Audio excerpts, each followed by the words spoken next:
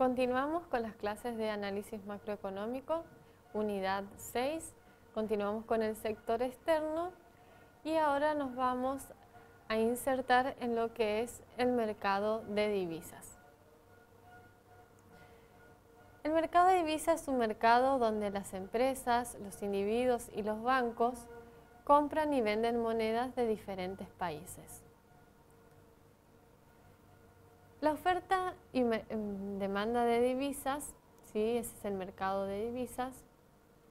Podemos encontrar a los oferentes, que son los exportadores cuando liquidan sus ventas al exterior, inversores extranjeros, los turistas extranjeros en el país, entre otros.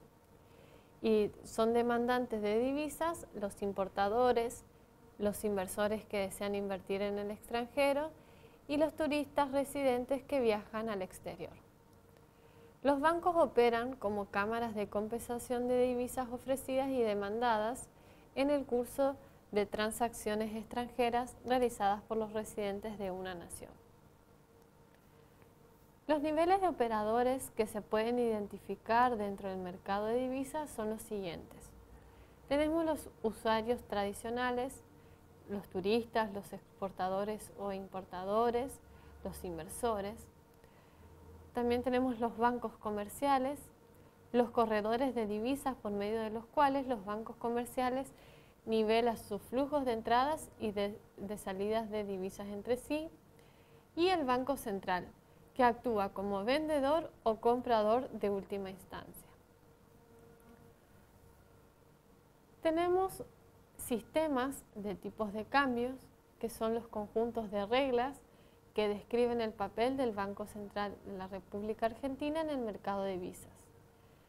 Estas reglas son las que regirán el desarrollo y la actividad en el mercado cambiario.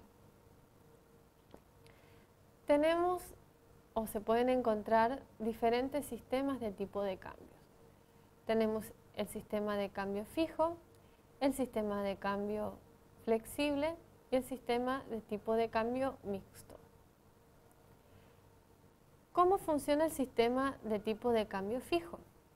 El Banco Central de la República Argentina determina el tipo de cambio obligándose a comprar divisas cuando hay un exceso de oferta que presiona a la disminución del tipo de cambio y a vender divisas cuando hay un exceso de demanda que presiona el aumento del tipo de cambio. Esta intervención es necesaria para evitar una revaluación o una devaluación de la moneda.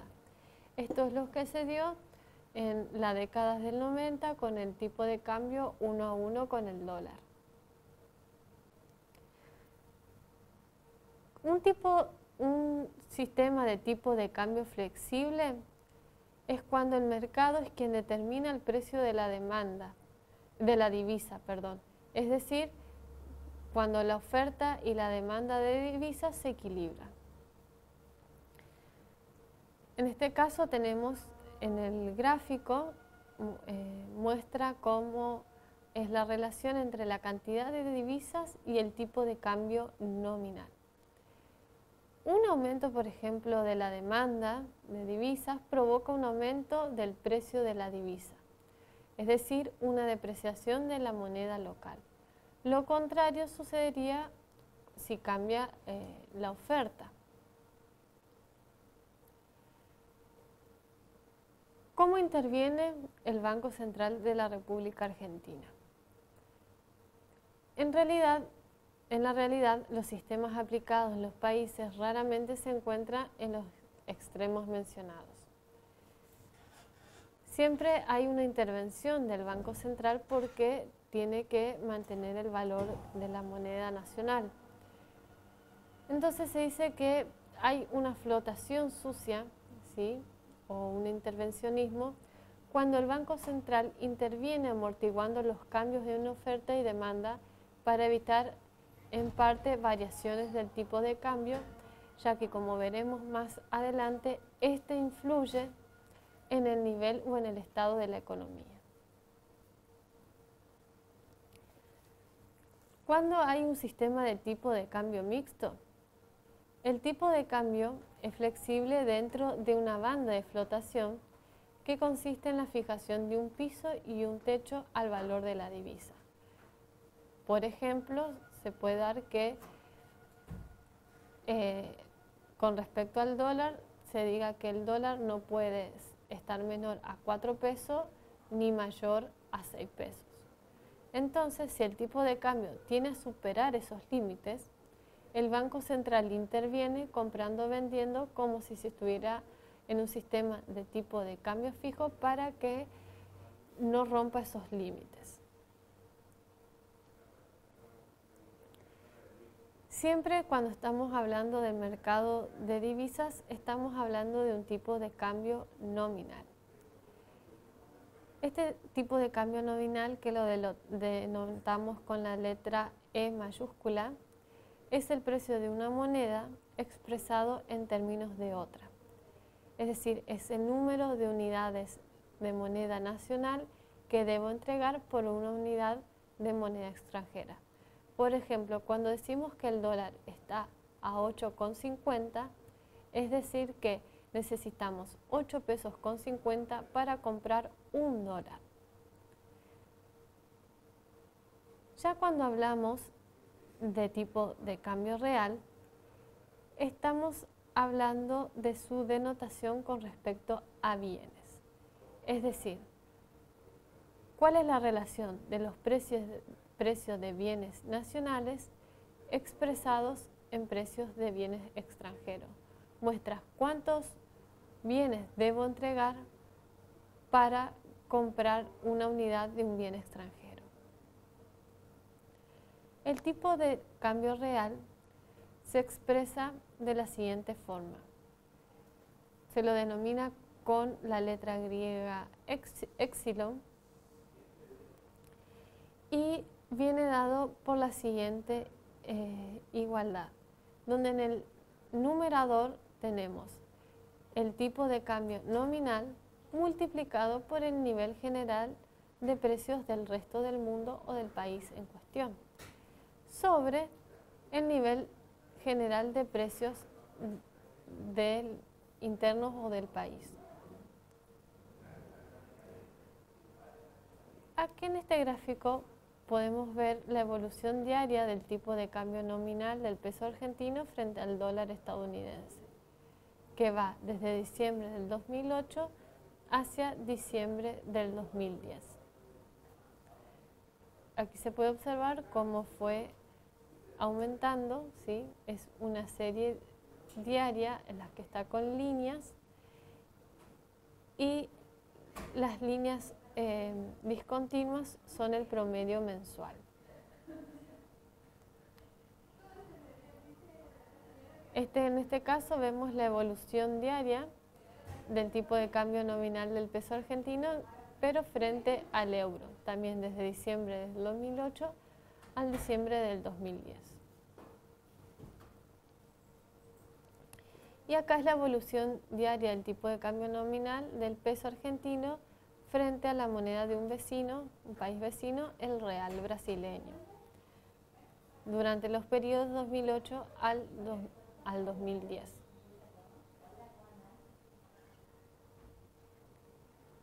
En este gráfico vemos expresado en barras la variación porcentual del tipo de cambio nominal, ¿sí?, por bimestres del peso con respecto al dólar, al euro y al real. Viendo estas variaciones y aumentos y disminución del tipo de cambio, podemos centrarnos en lo que se denomina apreciación o depreciación. Y la misma connotación tiene para lo que es apreciación o depreciación real.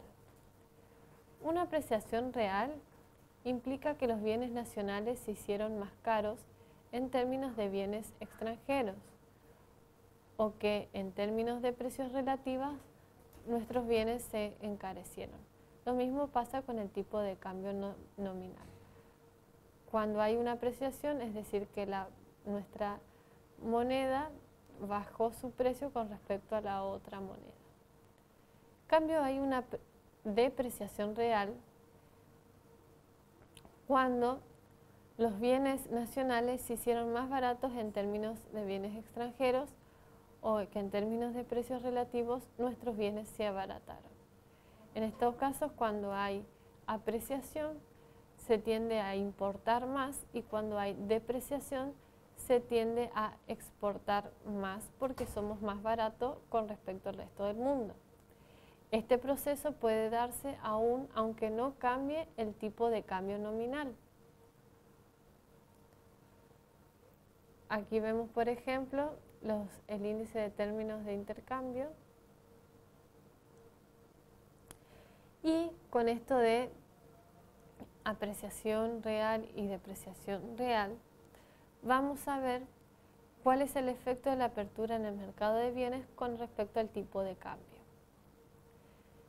Siempre cuando hablamos de tipo de cambio se trata de una economía abierta, donde la demanda de bienes interiores está dada por la demanda, que es igual al consumo, la inversión, el gasto, más las exportaciones, menos las importaciones, que dependen del tipo de cambio real, donde consumo, gasto e inversión forman la demanda nacional de bienes y está determinada por el ingreso disponible y la tasa de interés. Las exportaciones dependen de la renta del resto del mundo, ¿sí?, y de los precios de los bienes nacionales en comparación con los bienes extranjeros, ¿sí?, dependen del tipo de cambio real. Y las importaciones dependen de la renta nacional y de los bienes importados en relación con los nacionales. Entonces, la relación IES en una economía abierta queda determinada de la siguiente forma. En el caso de las importaciones, dependen positivamente de la renta nacional y negativamente del tipo de cambio real. En cambio, con las exportaciones dependen positivamente de la renta internacional, ¿sí?, y positivamente con respecto al tipo de cambio real. Es decir, hay una depreciación real o un aumento del tipo de cambio real, se van a aumentar las exportaciones. En cambio, cuando hay una depreciación real, las importaciones tienden a bajar. De esta forma podemos ver la relación entre la demanda de bienes internacionales con respecto a la demanda global, de lo cual podemos determinar la relación con las exportaciones netas. Cuando la demanda de bienes nacionales logra el equilibrio con respecto a la demanda de bienes internacionales, ¿sí?, podemos ver que cuando el tipo de cambio real por las importaciones es menor, ¿sí?, podemos ver que hay un superávit comercial. En cambio, cuando las importaciones aumentan y las exportaciones son menores, vemos que hay un déficit comercial. Esto relacionado con la balanza de pagos. Entonces, podemos ver, se puede determinar el índice de relación de intercambio, que es la relación que existe entre los precios medios de importación y de exportación para todos los bienes y servicios que son objeto de cambio. Se puede calcular mediante el índice de precios de los bienes exportados sobre el índice de precios de los bienes importados multiplicando por 100 para que me dé en porcentaje. Y también podemos obtener el grado de apertura de la economía, que se obtiene mediante la suma de las exportaciones más las importaciones sobre el PBI, todo comprendido en un periodo, ¿sí?, por 100. y esto me va a explicar qué parte del PBI está relacionado, ¿sí?, con el mercado exterior, es decir, qué tan abierta está la economía a las transacciones con los demás países. Mediante la apertura de la economía podemos determinar que los países van a ir conformando integraciones entre ellos para aumentar el nivel de comercio. Entonces, por lo tanto, existen etapas de procesos de integración entre los diferentes países, iniciando con los acuerdos comerciales preferenciales entre las distintas economías. Luego se sigue por una zona de libre comercio, ¿sí?, reglamentada. Y en tercer lugar, una unidad aduanera, como es en el caso del Mercosur. Luego se sigue con la instalación de un mercado común y por último la integración total, donde se funda una unidad monetaria, donde se crea la moneda para uso común de todos esos países. Esto es en el caso de la zona euro, es decir, de la Unión Europea. Estas aperturas del comercio y del mercado permite que haya también una apertura en los mercados financieros, que es la decisión de mantener activos nacionales o activos extranjeros dependiendo de la rentabilidad comparada de ambos activos. La decisión de mantener moneda nacional o extranjera depende de la necesidad de transaccionar con esa moneda y la diferencia de cotización esperada. Si estos activos rinden intereses, hay que observar el tipo de interés que rinden los activos en moneda nacional, el tipo de interés que rinden en moneda extranjera, y la idea fundamental de cómo se toma esta decisión está basada en la condición de paridad de intereses, que viene dada que 1 más la tasa de interés local va a ser igual a 1 más la tasa de interés internacional, ¿sí?, por una tasa diferencial del tipo de cambio esperado y el tipo de cambio actual.